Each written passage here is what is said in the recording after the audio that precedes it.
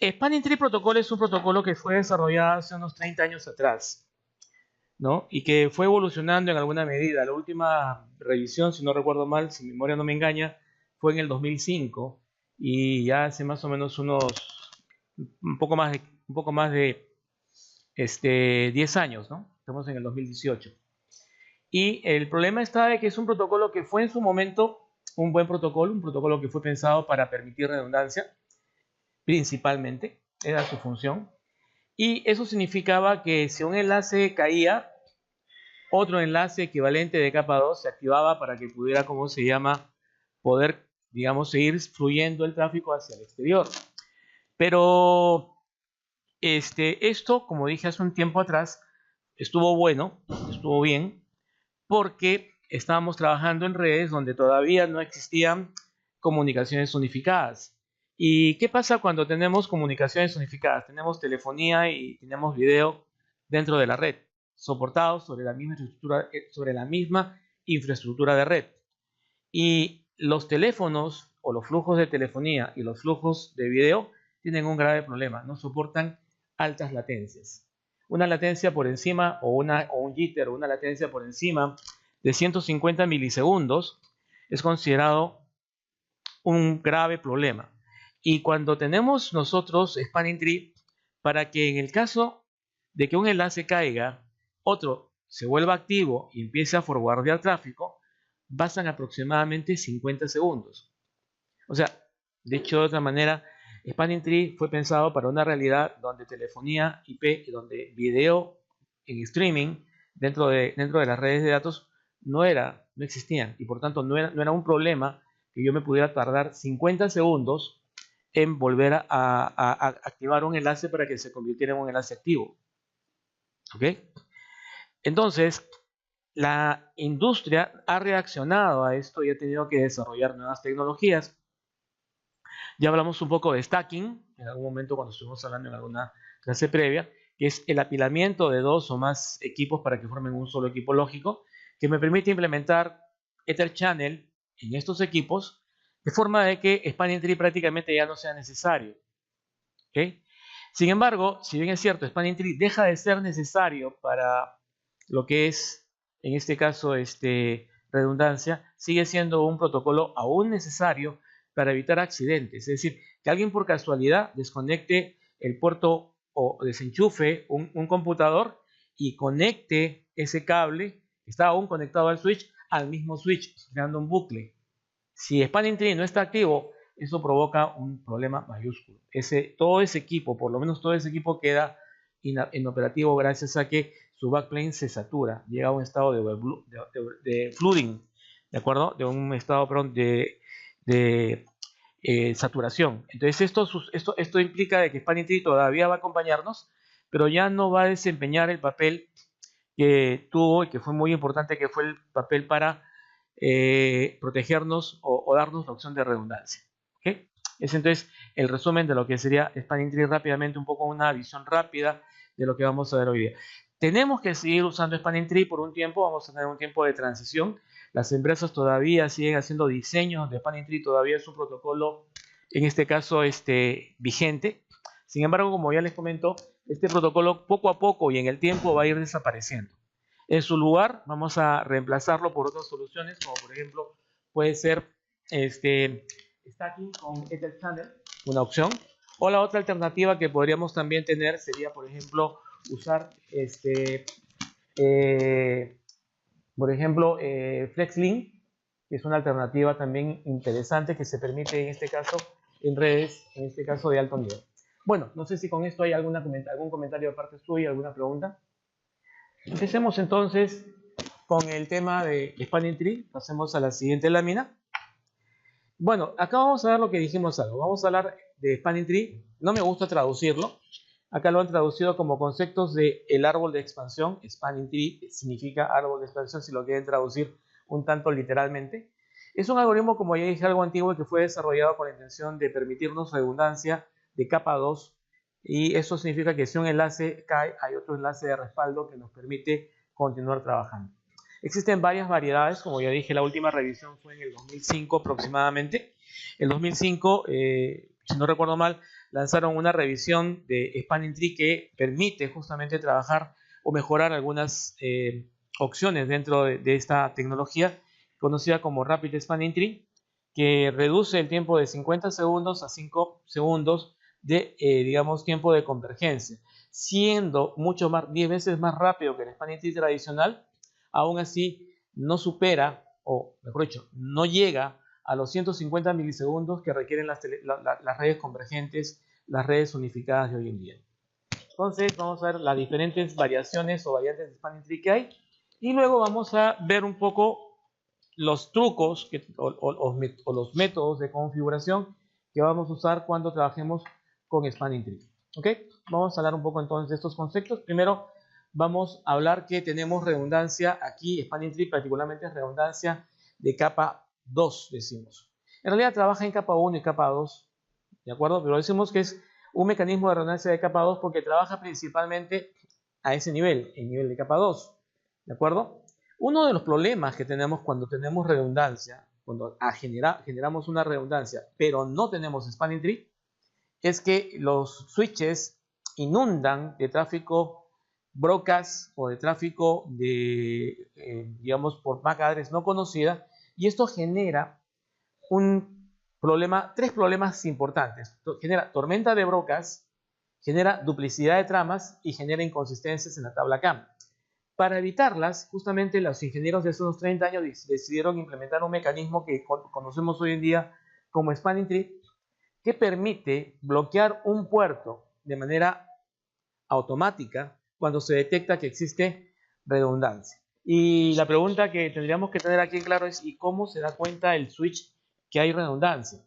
Se da cuenta porque en una topología redundante va a tener, digamos, va a existir un paquete muy importante que se llama BPDUs, que cada 2 segundos los switches mandan a través de esos enlaces, y a través de este BPDU vamos a darnos cuenta que hay redundancia, y esto va a permitir que el switch, detectada la redundancia, ejecute el algoritmo Spanning Tree y determine eventualmente en esa topología qué puerto va a estar en blocking.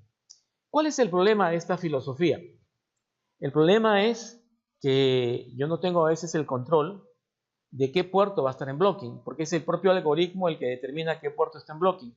Y podría suceder que el puerto en blocking no sea el que más me convenga desde la perspectiva de flujo de datos. Entonces, lo que yo necesito es tener control sobre qué puerto se va a bloquear. Y para tener control, yo necesito conocer cómo funciona Spanning Tree y saber cómo manipularlo para que él haga lo que yo quiero que haga. Es decir, para que el puerto en blocking sea el puerto que me convenga. ¿De acuerdo? Ese es un poco el concepto que tenemos que ir viendo. ¿Ok? Esos son, ¿qué problemas genera cuando tenemos, digamos, mensajes en Spanning Tree? Hay ciertos tipos de tráfico que generan lo que llamamos flooding. Flooding es inundación. La inundación es cuando un switch repite por todos los puertos una trama que ha recibido por algún otro. Hay 3 eventos o 3 casos donde se puede producir flooding. El flooding por MAC address desconocida, que es cuando yo intento mandar una información a una MAC address unicast, pero resulta que en la tabla CAM no existe. Entonces, haciendo mi mejor esfuerzo, o haciendo el mejor esfuerzo, el switch lo que hace es reenviarlo por todos los demás puertos. Otro caso de flooding es el de broadcast. El broadcast nunca va a estar en la tabla CAM, y por lo tanto cuando un switch recibe un tráfico broadcast, siempre lo va a reenviar por todos los demás puertos. Caso similar ocurre con las direcciones multicast. Entonces, 3 eventos, como dije antes, que van a provocar flooding. Flooding por MAC address desconocida, flooding por broadcast y flooding por multicast. Entonces, estos 3 casos generan que un paquete se reenvíe por los demás. ¿Pero qué ocurre entonces? Ocurre que el otro switch también va a comportarse de la misma manera.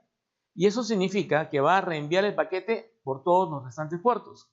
Y eso en algún momento, y sobre todo en una topología redundante, provoca lo que llamamos tormenta de broadcast, duplicidad de tramas e inconsistencias en la tabla CAM. Eso es malo. ¿Cómo lo corregimos? Vino al rescate en ese entonces Spanning Tree. ¿Ok? El algoritmo de Spanning Tree tiene que ver básicamente con una, en este caso, organización que tenemos que manejar a nivel de cada switch. Cada switch tiene, en este caso, que determinar en qué topología se encuentra y dentro de esa topología escoger a uno de estos switches para que se convierta en el origen o la raíz del árbol Spanning Tree. De ahí viene el nombre.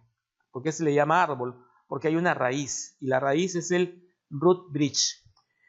¿Por qué no es root switch? Bueno, porque cuando empezó este tipo de algoritmo, en esa época lo que teníamos eran bridges, perdón. Y por eso el nombre que hemos heredado todavía es root bridge. El root bridge es el switch que tiene la menor combinación MAC address con priority. La prioridad y la MAC address generan lo que llamamos un ID de switch. Este ID tiene, como ya dije antes, dos componentes, la prioridad y luego la MAC address. La menor de estas combinaciones se convierte o determina quién se va a convertir en el root bridge, ¿de acuerdo? Y una vez que se determina quién es el root bridge, como ven ahí, vamos a determinar luego quiénes son los puertos designados, quiénes son los puertos raíz, quiénes son los puertos alternativos y de respaldo, y quiénes van a ser los puertos que están deshabilitados. O sea, parte entonces de saber quién es el root bridge, ¿de acuerdo? ¿Cómo sé quién es el root bridge? Ya lo dije, cada 2 segundos los enlaces troncales emiten a través de los switches, a través de los enlaces troncales, emiten un tráfico llamado BPDU, Bridge Protocol Data Unit. Este tráfico informa a todos los demás switches cuál es el ID de cada equipo y se produce, por lo tanto, una especie de elección que determinará quién es el root bridge. Una vez seleccionado, como ya dije, el root bridge, ya pasamos a la selección primero de los puertos designados, que son todos los puertos del switch raíz. ¿Quiénes son los puertos raíz? Que son los puertos más próximos o camino al root bridge. ¿Quiénes son los puertos alternativos? Es decir, los que están en bloqueo. ¿Y quiénes son los puertos que simplemente no funcionan o no forman parte del algoritmo de Spanning Tree? ¿Ok? Muy bien. Hay, por supuesto, que también tener en consideración que podrían presentarse algunos problemas. Pueden presentarse problemas para determinar quién es el puerto que está en blocking, porque pueden presentarse en alguna medida algunos empates. Vamos a decirlo de esta manera, se empató. Una vez que yo tengo quién es, saber ya yo sé quién es el root bridge, lo que tengo que ver luego es quiénes de los dos puertos van a estar en blocking. ¿Qué me conviene bloquear? ¿Un puerto rápido o un puerto lento? Un puerto lento. Entonces, para poder distinguir entre un puerto rápido y un puerto lento, el algoritmo designa costos. Estos costos son asignados, como ven en esta tabla, a los distintos tipos de interfaces según la velocidad de la misma. Entonces, por ejemplo, podemos encontrar acá que tengo, en este caso, costos, por ejemplo, para 10 megabits 100, para 100 megabits 19, para gigabit Ethernet 4 y para 10 gigabit Ethernet 2. Son los costos que usualmente podemos encontrar, digamos, y que son definidos en este caso por la IEEE. Si entonces yo determino quién es el menor costo deberá quedar activo y el mayor costo deberá quedar en blocking. Pero ¿qué pasa si hay dos caminos y ambos caminos tienen el mismo costo? Es decir, ambos tienen, por ejemplo, 100. Ambos cuestan lo mismo. Ir por un lado o por el otro me da lo mismo. Entonces, ¿qué tengo que hacer? Tengo que determinar de alguna manera cómo rompo el empate. El empate lo puedo romper en primera determinando el menor ID del bridge. Eso es bueno. Ya yo entonces sé quién queda en blocking y quién queda en forwarding. Pero si la mala suerte me da que es el mismo equipo en el que se está produciendo este empate, tengo un problema mayor. O sea, yo no puedo romper el empate por el costo, porque han empatado en costo. No puedo romper el empate por el ID, porque es el mismo switch. Y entonces no me queda otra que recurrir a un tercer elemento de desempate, que es en este caso el número de puerto. No, la prioridad de puerto. La prioridad de puerto junto con el ID de puerto me van a generar un ID de puerto, y ese ID de puerto va a permitirme distinguir cuál de los dos puertos, recuerden que estamos en el mismo switch, cuál de los dos puertos del mismo switch va a estar en blocking y va a estar, o va a estar en forwarding. Escogemos obviamente aquel puerto que tenga menor combinación de prioridad más número de puerto como activo o como root bridge, y el otro, el de mayor combinación, quedará como blocking.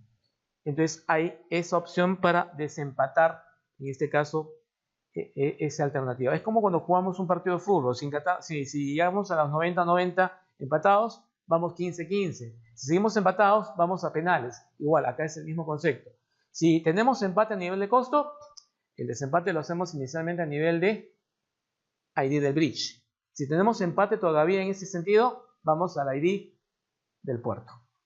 Eso es lo que vamos a tener como mecanismo para determinar eventualmente, si existiera empate, cuál de los puertos o qué puerto va a estar en blocking y qué puerto va a estar en forwarding. ¿Ok? Muy bien. Como ya dije, todos los puertos del switch raíz automáticamente se encuentran en forwarding. Obvio, es el switch raíz. Y los switches que no son raíz tendrán que determinar primero cuál es el puerto más próximo a la raíz, que se convertirán en este caso en los root port, y determinarán luego los puertos que se encuentran en blocking o que están deshabilitados eventualmente. ¿Ok? Muy bien, esto es lo que ya habíamos comentado hace un rato, la trama BPDU. BPDU es una trama que puede tener ligeras variaciones dependiendo de la versión que hayamos de trabajar. Como dije yo, la primera versión, que se fue ya hace bastante tiempo atrás, no recuerdo la fecha exacta, pero tiene unos tantos años, mínimo unas 2-3 décadas, ¿no? Entonces se desarrolló una primera opción que fue la 802.1D, conocida como Rapid Spanning Tree, como Spanning Tree a secas. Luego, tiempo después, no somos en el 2005, como les comentaba hace un rato, es la última que recuerdo, aparece la 802.1W, que es Rapid Spanning Tree. Estas en general tenían una característica común. Todas trabajaban Spanning Tree en una sola instancia. Eso significaba que todos los puertos, para todas las VLAN del switch, el mismo puerto iba a estar en blocking. Significa que ese enlace siempre va a estar ocioso, que ese enlace nunca va a haber tráfico. Cisco modificó ambas versiones, la 802.1D y la 802.1W, y las convirtió en lo que vamos a ver se llama Per VLAN Spanning Tree. En el caso de Per VLAN Spanning Tree Plus para lo que es el 802.1D y Per VLAN Rapid Spanning Tree, Rapid Per VLAN Spanning Tree Plus para lo que es la 802.1W. ¿Ok? Eso es lo que pasó. En realidad, esta mejora generaba un problema, que era tener un mayor número de instancias de Spanning Tree corriendo, porque por cada VLAN yo tenía que tener una instancia de Spanning Tree en ejecución. Sin embargo, si bien es cierto, tenía esa desventaja, tenía la ventaja de que todos los puertos, ¿no?, de mi switch iban a estar en forwarding. Un momentito, ¿cómo es eso? Claro, lo que pasaba es que para una VLAN, por ejemplo, para la VLAN 10, un puerto X estaba en blocking, pero para la VLAN 20 ese puerto estaba en forwarding, lo que significa que por ese enlace sí iba a haber tráfico de datos. Y eso permitía hacer un balanceo de carga. Entonces el truco que hizo Cisco, que fue generar una sobrecarga en el procesador, haciendo que se ejecutaran varias instancias de Spanning Tree dentro del switch, generaba una muy buena ventaja que valía la pena aprovechar, que era balancear la carga y hacer que todos los enlaces pudieran estar funcionando. Eso es lo que hizo Cisco y generó dos, en este caso, nuevas versiones propietarias. El problema de esto, como ya había comentado hace un rato, era el problema del sobrecosto de procesamiento. Así que la industria tampoco no tardó mucho en desarrollar una reacción a esta opción. Prácticamente junto con Rapid Spanning Tree apareció una variante que se llama MST, Multi Spanning Tree Protocol.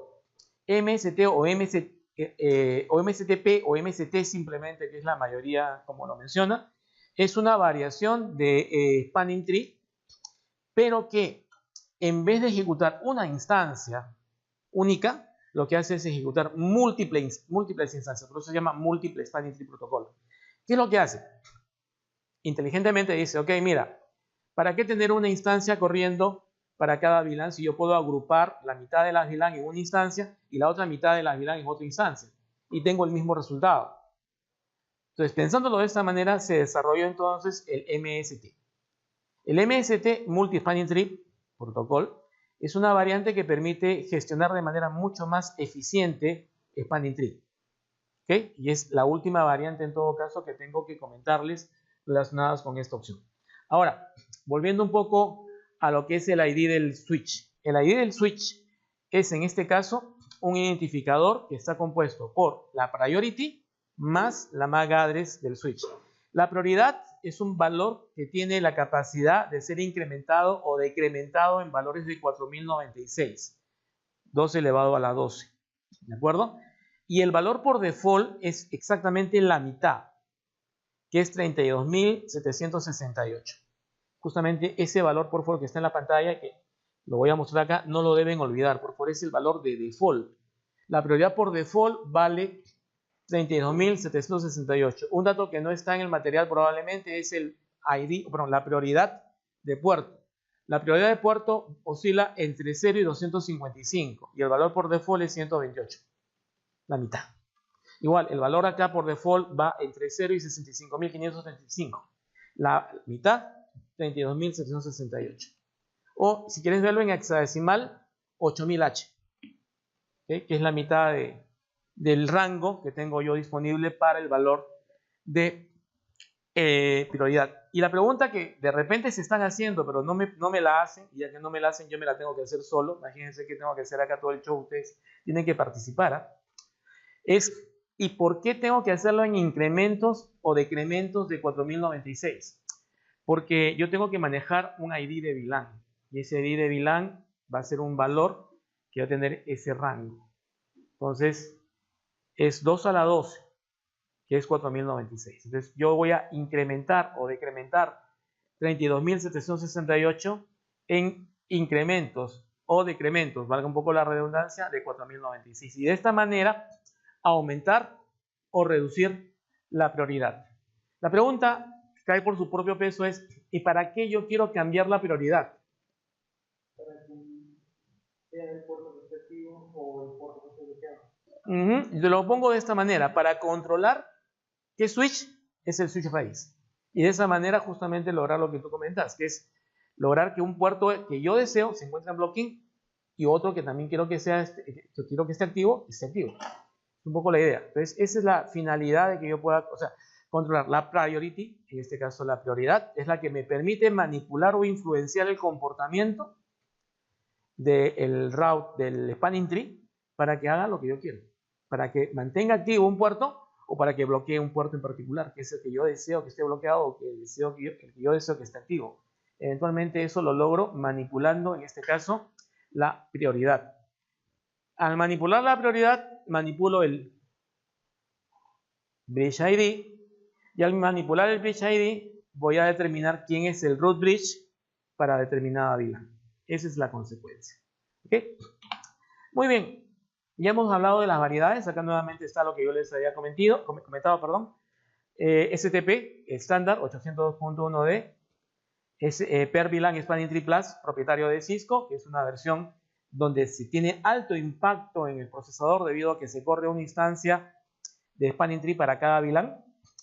Rapid Spanning Tree Protocol 802.1w estándar, y la variante que es per VLAN Rapid Spanning Tree Protocol o PBST Plus rápido, como lo quieren traducir acá, también propietario de Cisco, que también ejecuta una instancia de Spanning Tree por cada VLAN, pero que tiene la ventaja de haber acortado o mejorado el tiempo de convergencia de 50 segundos en el caso de Spanning Tree tradicional o de per VLAN Spanning Tree Plus de Cisco a 5 segundos.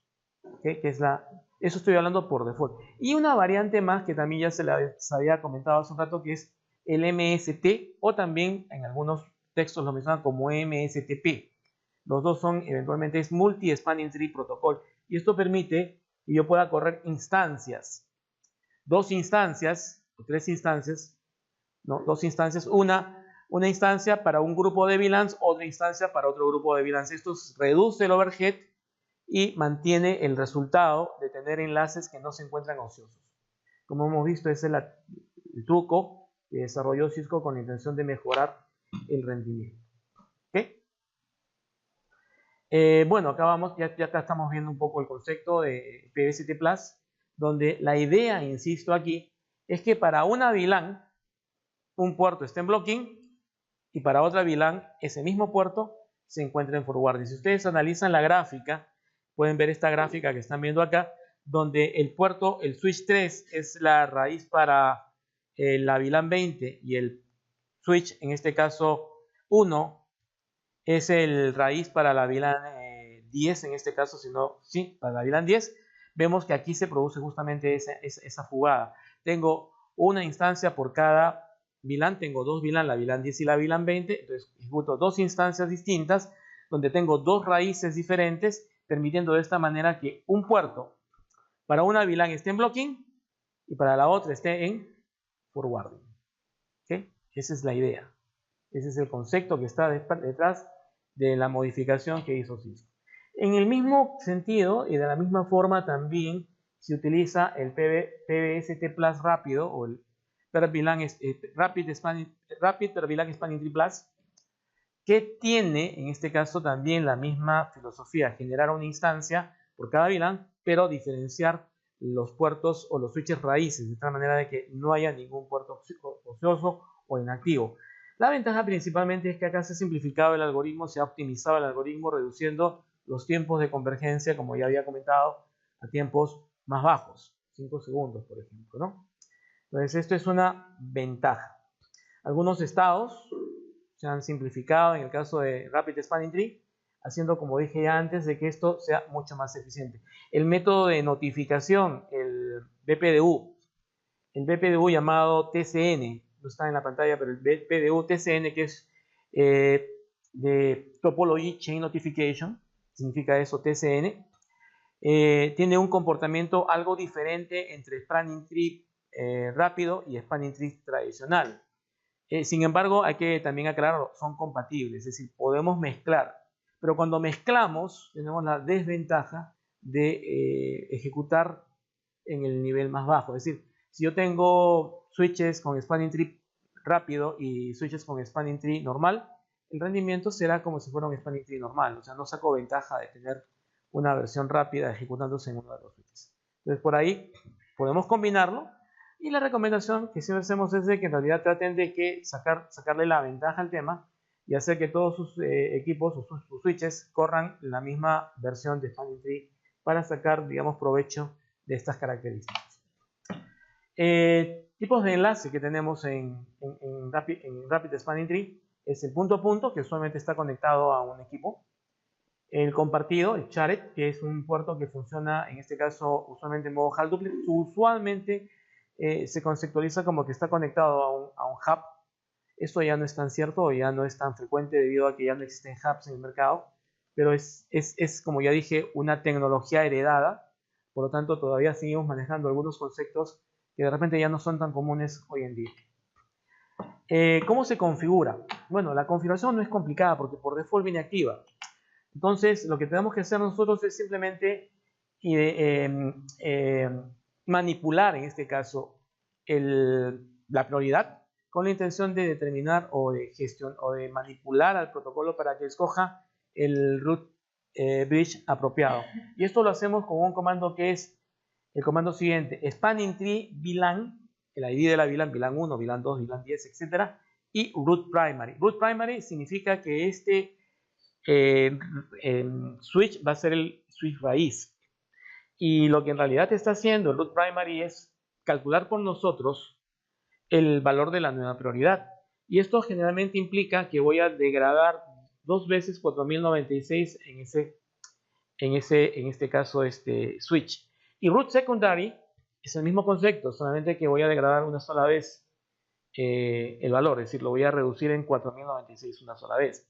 Esto significa que de esta manera, automáticamente ya se le asigna una prioridad, en este caso, al switch. Esto es una metodología un poco oscura en el sentido de que yo no sé el valor real de la prioridad. También existe la variación donde yo puedo usar el comando show spanning tree, ¿de acuerdo? VLAN 1 priority y un valor, donde yo, como administrador, determino qué valor de prioridad voy a asignar al switch. Recuerden que en este caso implica que nosotros como administradores hagamos el cálculo y degrademos o aumentemos, restemos o aumentemos el incremento de 4096 a la prioridad para garantizar de esta manera que un switch se convierta en primario, ¿no? En root primary, y otro se convierta en el root secondary para esta topología de switches, para ese esquema redundante. Muy bien. Hay un concepto interesante que estamos viendo acá que es PortFast y BPDU, BPDU Guard. Acá le dicen protección BPDU, en inglés BPDU Guard. Hay ciertos puertos que están conectados a un equipo final y el protocolo Spanning Tree, cuando detecta que existe un equipo en el otro extremo, empieza a intentar determinar si el otro equipo es un switch, y si es así, intenta negociar con él para saber cuál de los dos debe convertirse en el raíz, ¿no? O en el root bridge. Este proceso tarda algunos segundos, en total unos 20 segundos. Por lo tanto, durante 20 segundos que mi computadora está conectada al puerto, yo no puedo transmitir datos. Eso entonces es algo que no nos gusta. Entonces, una forma de acelerar el proceso es Spanning Tree por fase. ¿Qué significa Spanning Tree por fase? Que el puerto es un puerto identificado como un puerto conectado a un equipo final, a un computador, no a un switch, y que cuando se enchufe automáticamente va a activarse. Pero ¿qué problema ocurre? ¿Qué pasa si alguien desenchufa ese equipo y enchufa un switch? Eso puede provocar un problema. Entonces solemos, no lo soporta el packet, pero solemos en los equipos reales combinar Spanning Tree por fase con BPDU Guard. ¿Qué cosa hace BPDU Guard? BPDU Guard lo que hace en esencia es proteger a mi puerto. Si detecta que existe tráfico BPDU, es decir, que del otro extremo hay un switch, donde supuestamente no debiera, porque decimos que este puerto es un puerto que está conectado a un equipo final, entonces lo que hace es deshabilitar el puerto. Lo pone en un estado llamado error disable. Similar al que ustedes vieron cuando estuvimos viendo Port Security, ¿se acuerdan? Cuando se bloqueaba el puerto debido a una violación, entraba en un estado llamado error por port, error disable, ¿de acuerdo? Deshabilitado por error. Entonces, por un problema, porque ocurrió un inconveniente. Entonces, porque se detectó una falla. Entonces, hay esta posibilidad y normalmente manejamos esto en combinación. Es decir, ambos, en este caso, PortFast y BPDU Guard, son configurados de manera simultánea en los puertos que están conectados a equipos finales. Esto lo puedo hacer de dos maneras, como pueden ustedes observar en el material. Lo puedo hacer puerto por puerto o lo puedo hacer en modo global. ¿Ok? Ustedes escogen cuál es el que más le conviene. Balanceado de carga. Bueno, esto lo vimos en alguna medida. Ya lo había comentado. El hecho de que yo corra una instancia de Spanning Tree por cada VLAN permite que yo pueda hacer balanceo de carga. Y esto únicamente aplica, insisto, en las variaciones que tiene Cisco. No aplica ni en el 802.1d, porque una sola instancia existe, ni tampoco en el 801W, porque también solamente existe una instancia. En este caso únicamente aplica a las soluciones propietarias de Cisco, es decir, el per VLAN Spanning Tree rápido o per VLAN Spanning Tree a secas. En todo caso, estas dos son capaces de manejar lo que es balanceado de carga. ¿Para qué hacemos balanceo de carga? Para que un enlace no se encuentre ocioso. Para que un enlace esté, como ya dije antes, en blocking para un puerto y en forward para una VLAN y en forwarding para la otra. Es un poco la idea. ¿Cómo se configura esto? Pues bueno, disculpen ustedes, retrocedo. ¿Cómo se configura esto? Se configura seleccionando en un switch, por ejemplo, ustedes ven los switches de arriba, el switch 3 y el switch 1. En esos switch, lo que hago es a uno de ellos lo defino como primario para una VLAN y al otro lo defino como secundario. Si ustedes ven, las configuraciones son inversas en los dos. En uno estoy determinando que la VLAN 10 sea secundaria y en el otro estoy determinando que la VLAN 10 sea la primaria, por ejemplo. Y viceversa para la VLAN 20. Eso permite que yo permita que se haga balanceo de carga y existe una gran ventaja, el hecho de que el enlace, ya no hay un enlace bloqueado, ya no hay un enlace ocioso. El enlace está activo, forwardeando tráfico para una VLAN, pero en blocking para otra. Ese es el concepto. En el caso de que yo quiera trabajar, por ejemplo, el Rapid Spanning Tree en modo rápido, en el caso de Cisco particularmente, yo lo que puedo hacer es hacer la configuración que se muestra en la gráfica, ¿no? Lo que tengo que decirle al switch es que el modo ya no es el modo tradicional con el que viene habilitado, que por default es el per VLAN Rapid Spanning Tree, sino que va a ser ahora el per VLAN Rapid Spanning Tree Plus, ¿no?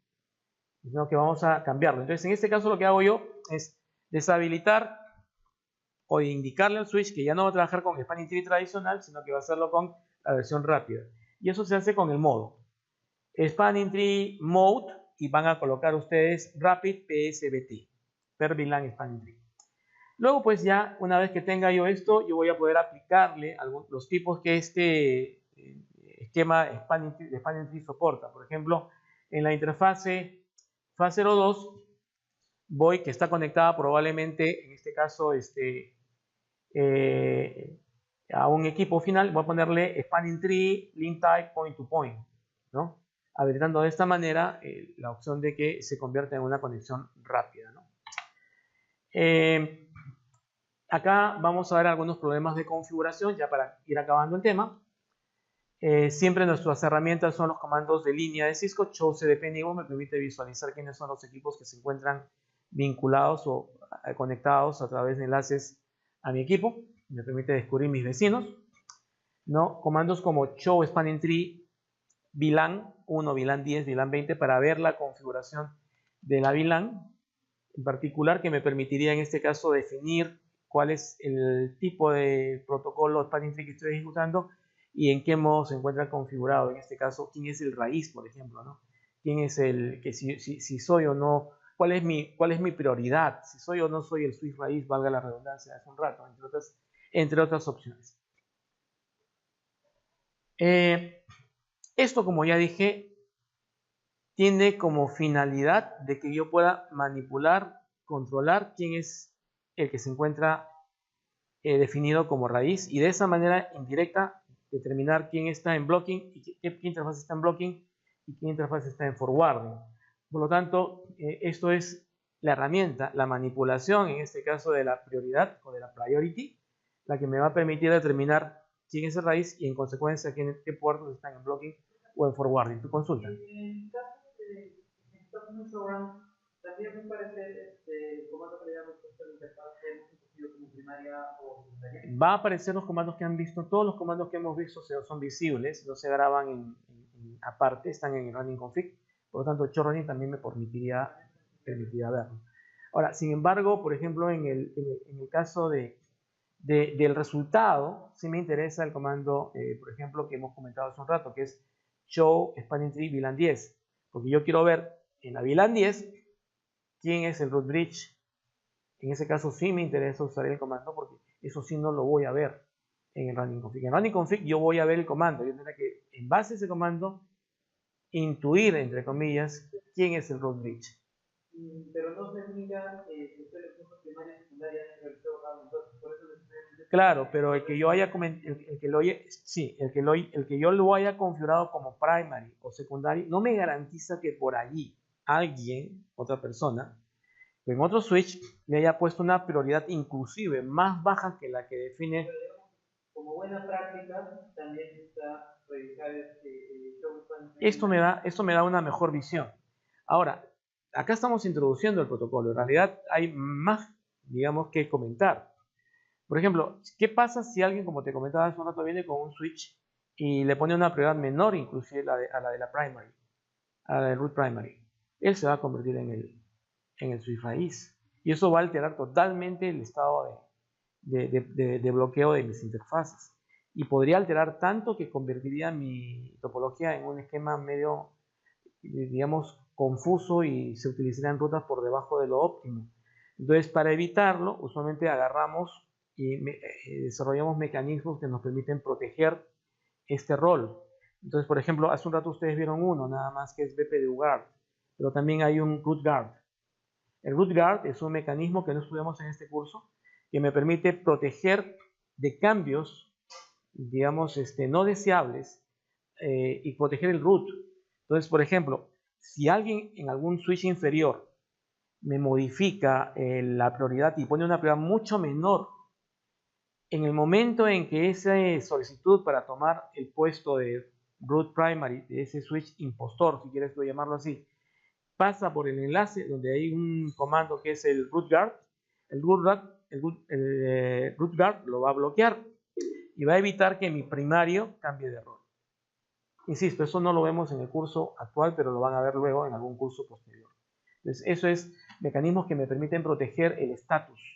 Y hay otras más que están, digamos, disponibles en el caso, por ejemplo, también de, ustedes han visto hace un rato el BPDU Guard, un rato también, pero también les puedo poner el BPDU Filtering, que es otra alternativa que me permite también filtrar o eliminar los tráficos BPDU. El problema de eliminarlo es que, digamos, es como deshabilitar Spanning Tree. Y ya dije que Spanning Tree, si bien es cierto, ya no es la mejor opción para redundancia, sí sigue siendo una buena opción para protegerme de accidentales bucles de enrutamiento. Es decir, que alguien saque el enchufe del puerto de la PC y lo vuelva a enchufar al switch, creando un bucle. Ahí Spanning Tree nos protege de ese incidente. Si deshabilitamos o filtramos el BPDU Filtering, estoy deshabilitando Spanning Tree y eso sí podría crear un problema grave. Bueno, no me distraigo más, creo que con eso respondí tu consulta. Listo. Bueno, acá están los comandos. Show Spanning Tree, VLAN 100, por ejemplo, es el ejemplo que tienen aquí en la pantalla. Es lo que yo les decía. ¿Pueden verlo en el running config? Sí, pero acá, por ejemplo, como puedes ver tú en esta salida, vamos a ver si la podemos ampliar un poquito. Puedes observar claramente, puedes ver acá claramente que hay dos secciones. Una donde te define lo que es el root ID, y otra donde te define las propiedades para el equipo en el que me encuentro. Si da la casualidad que el valor, en este caso, de la MAC address, ¿no?, de ambos equipos y la prioridad obviamente coinciden, significa probablemente que este equipo sea el equipo raíz. En este caso no cumple esa condición, pero podría ser. Entonces acá yo me voy a dar cuenta de eso, que no está en el running config. Por eso es que el comando sí de todas maneras es válido. Puedes buscarlo en el running config, pero insisto, no es una forma fiable. Spanning Tree, entonces, ya sabemos que tenemos esas opciones. Spanning Tree podría eventualmente bloquear puertos que no son los que yo necesito que estén en blocking. Por lo tanto, hay que tener mucho cuidado, y Spanning Tree es un protocolo que vamos a tener que aprender a configurar todavía. Pero como ya dije antes, es un protocolo que ya se encuentra de salida a nivel, en este caso, de redundancia de capados. ¿Okay? Entonces, cuidado con los, digamos, malas configuraciones que se den a nivel de Spanning Tree. Apilamiento, ya lo había mencionado hace un rato. ¿Cómo eliminar Spanning Tree? ¿Cómo quitarme de encima este protocolo y colocar alguna alternativa mucho más eficiente para hacer redundancia? La respuesta es apilamiento junto con Ether Channel. Esto permite que yo pueda tener, en este caso, esquemas de redundancia y con una ventaja adicional, mayor ancho de banda. Recuerden que en Spanning Tree un enlace está bloqueado y otro está activo. En Ether Channel ambos están activos y cuando uno cae, el otro sigue trabajando automáticamente sin perder tiempo en ningún caso.